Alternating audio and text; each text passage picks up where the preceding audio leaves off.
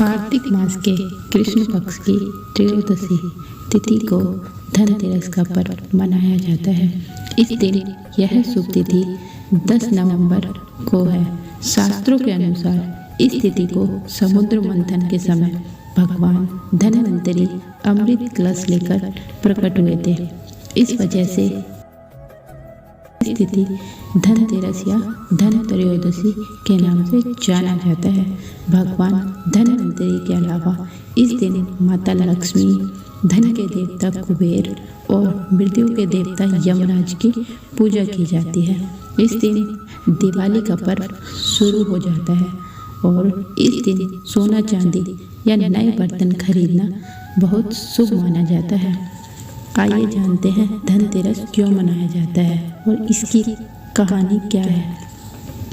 भारतीय संस्कृति में स्वास्थ्य को भी सबसे बड़ा धन माना जाता है और इस दिन को राष्ट्रीय आयुर्वेद दिवस के रूप में मनाया जाता है कि भगवान धन्वंतरी को भगवान विष्णु का अंश माना जाता है और इन्होंने ही संसार में चिकित्सा विज्ञान का प्रचार और प्रसार किया था।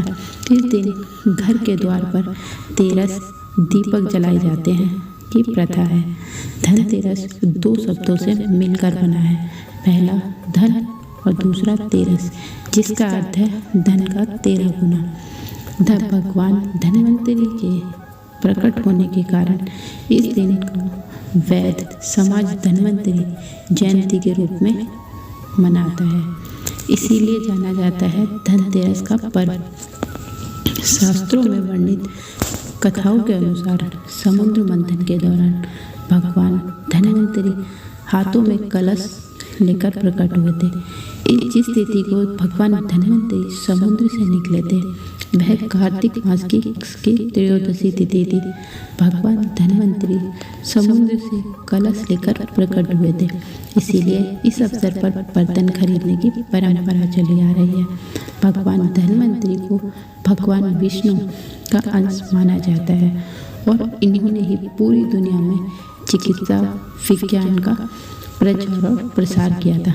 भगवान धन्वंतरी के अलावा भगवान धन्वंतरी के बाद माता लक्ष्मी 2 दिन बाद समुद्र से निकले थे। इसीलिए उस दिन दिवाली का पर्व मनाया जाता है। इनकी पूजा अर्चना करने से आरोग्य सुख की प्राप्ति होती है। धनतेरस की पौराणिक कथा। एक बार मृत्यु के देवता यमराज ने यमदूतों से प्रश्न किया कि क्या कभी मनुष्य के प्राण लेने में तुमको कभी किसी पर दया आती है?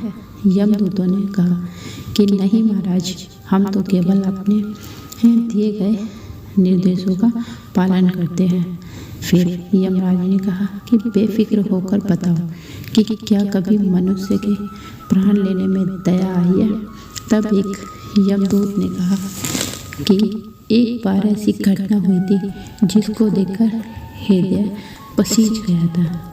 एक दिन हंस नाम का राजा शिकार पर गया था और वह जंगल के रास्ते में भटक गया था और भटकते भटकते दूसरे राजा की सीमा पर चला गया। वहाँ एक हेमा नाम का शासक था। उसने पड़ोस के राजा का आदर सत्कार किया। उसी दिन राजा की पत्नी ने एक पुत्र को जन्म दिया। ज्योतिषाचार्यों ने की थी भविष्यवाणी। ज्योतिषों ने ग्रह नक्षत्र के आधार पर बताया था कि इस बालक का के विवाह के 4 दिन बाद ही मृत्यु हो जाएगी। तब राजा ने आदेश दिया कि इस बालक को समुद्र तट पर एक गुफा में ब्रह्मचारी के रूप में रखा जाए और स्त्रियों की परछाई भी वहाँ पर नहीं पहुँचनी चाहिए। लेकिन विधि के विधान को कुछ और ही मंजूर था। संयोगवश राजा हंस की पुत्री समुद्र तट पर चली गई और वहाँ राजा के पुत्र को देखा और दोनों ने गंधर्व विवाह कर लिया। विवाह के 4 दिन बाद ही राजा के पुत्र की मृत्यु हो गई। तब यमदूत ने कहा कि उस नवविवाहित का करुण विलाप सुनकर हृदय पसीज गया। सारी बातें सुनकर यमराज ने कहा कि क्या करें, यह तो विधि का विधान है और मर्यादा में रहते हुए यह काम करना पड़ेगा। यमराज ने कहा, उपाय?